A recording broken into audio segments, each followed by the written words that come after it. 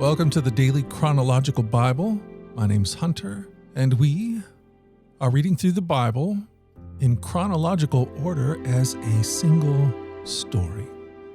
And that story is all about Jesus. We will look at this whole book with our eye on Jesus.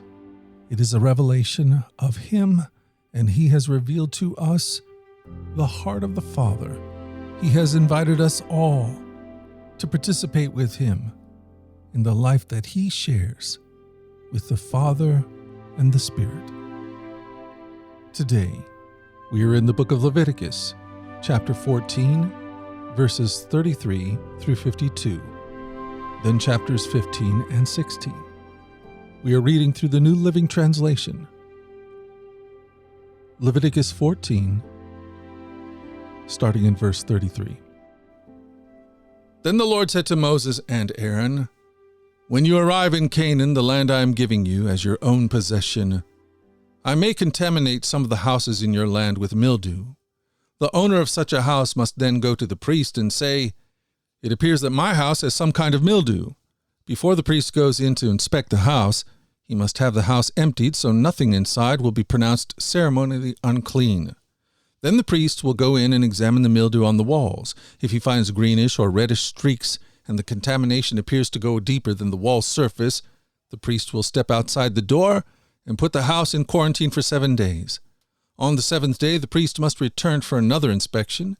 If he finds that the mildew on the walls of the house have spread, the priest must order that the stones from those areas be removed. The contaminated material will be taken outside the town to an area designated as ceremonially unclean. Next, the inside walls of the house must be scraped thoroughly, and the scrapings dumped in an unclean place outside the town. Other stones will be brought in to replace the ones that were removed, and the walls will be replastered.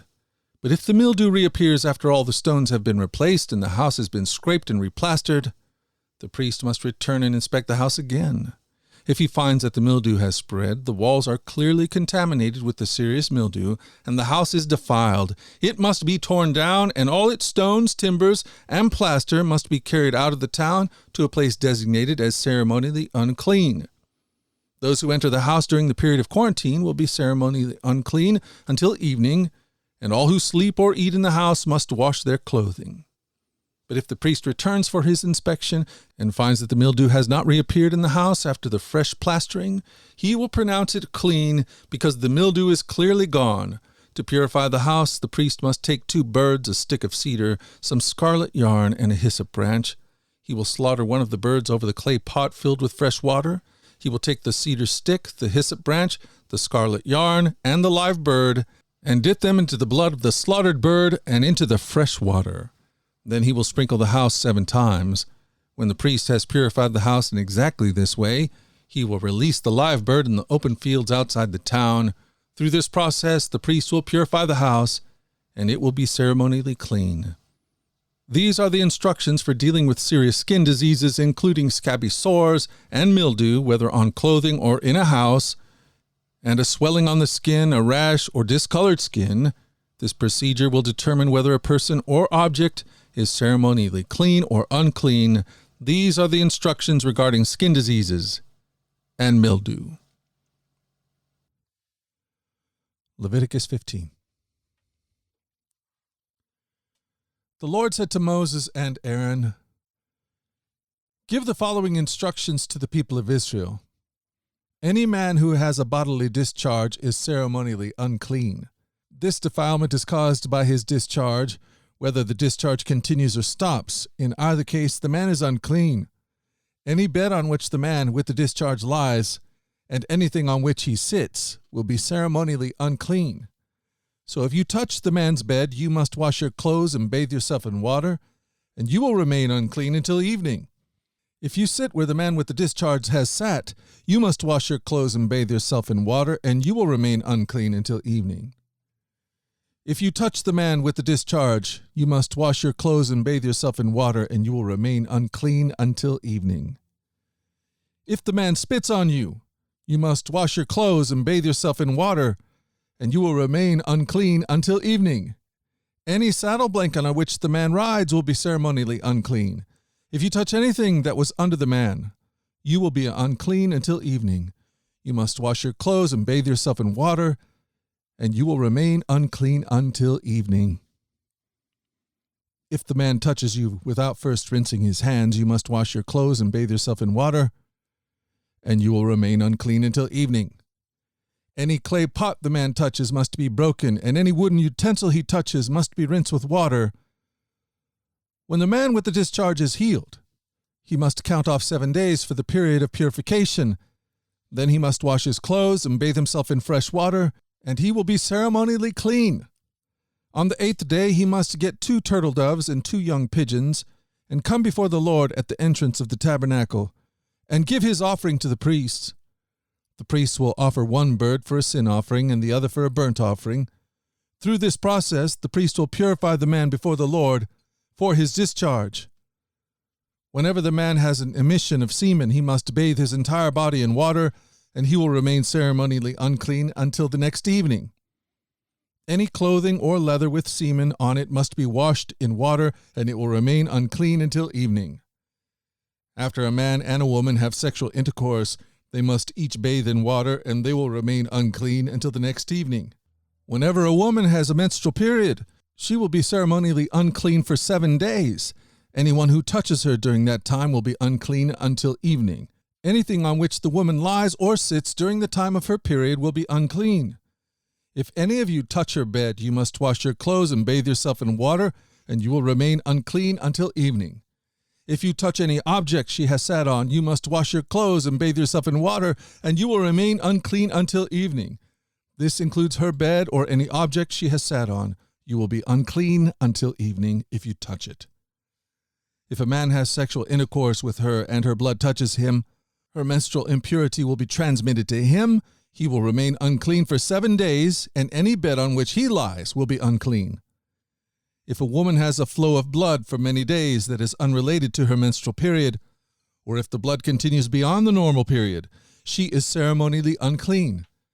As during her menstrual period, the woman will be unclean as long as the discharge continues.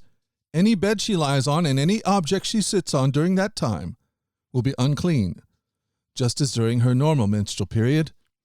If any of you touch these things, you will be ceremonially unclean. You must wash your clothes and bathe yourself in water, and you will remain unclean until evening. When the woman's bleeding stops, she must count off 7 days. Then she will be ceremonially clean. On the 8th day she must bring 2 turtle doves or 2 young pigeons and present them to the priest at the entrance of the tabernacle. The priest will offer one for a sin offering and the other for a burnt offering. Through this process, the priest will purify her before the Lord for the ceremonial impurity caused by her bleeding. This is how you will guard the people of Israel from ceremonial uncleanness. Otherwise they would die, for their impurity would defile my tabernacle that stands among them. These are the instructions for dealing with anyone who has a bodily discharge, a man who is unclean because of the emission of semen, or a woman during her menstrual period. It applies to any man or woman who has a bodily discharge, and to a man who has sexual intercourse with a woman who is ceremonially unclean. Leviticus 16.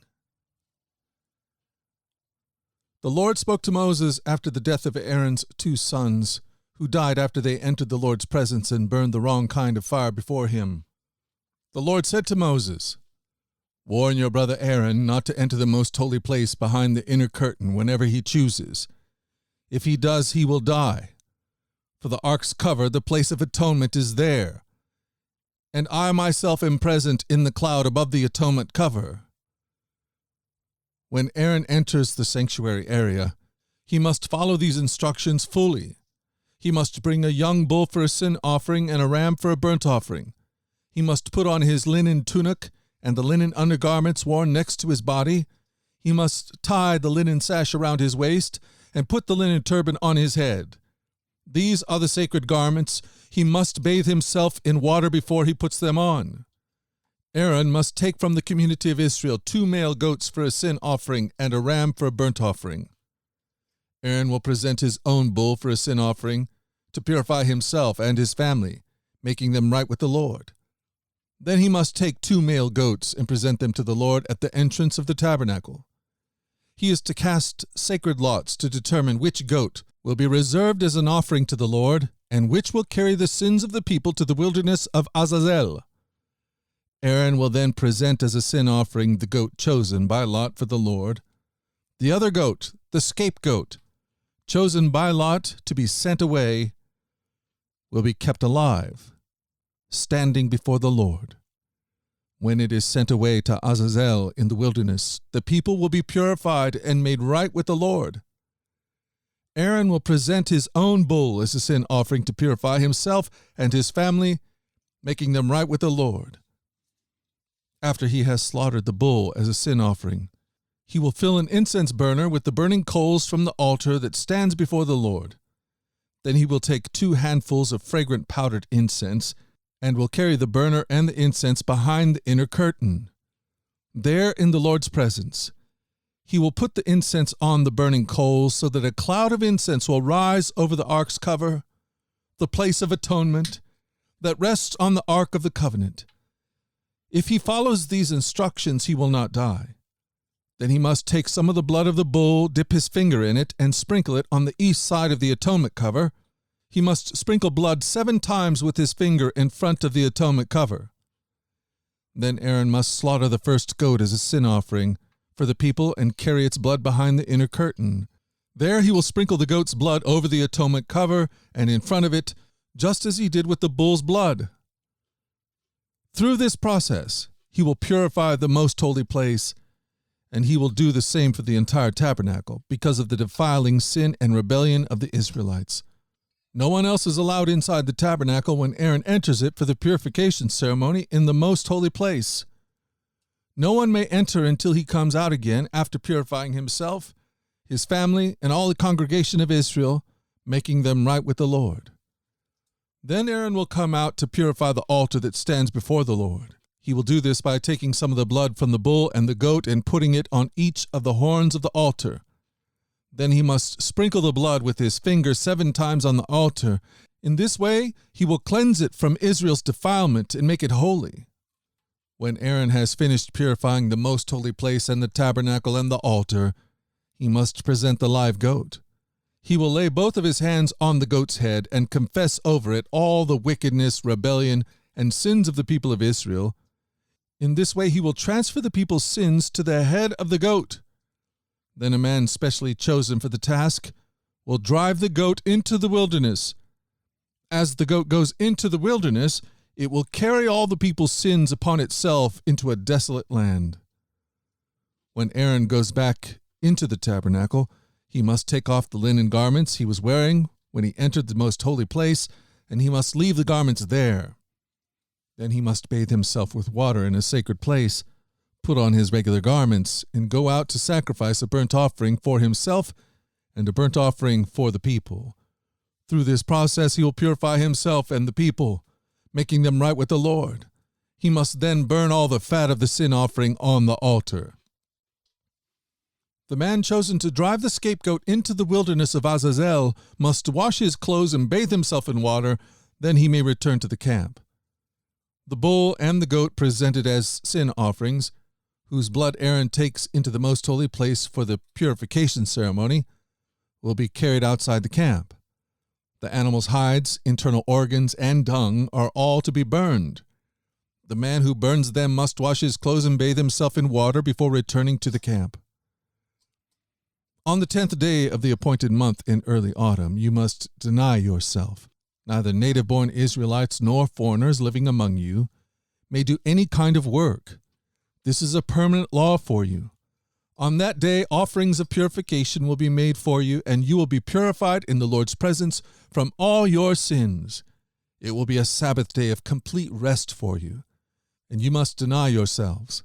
This is a permanent law for you. In future generations, the purification ceremony will be performed by the priest who has been anointed and ordained to serve as high priest in place of his ancestor Aaron. He will put on the holy linen garments and purify the most holy place, the tabernacle, the altar, the priests, and the entire congregation. This is a permanent law for you, to purify the people of Israel from their sins, making them right with the Lord once each year. Moses followed all these instructions exactly as the Lord had commanded him.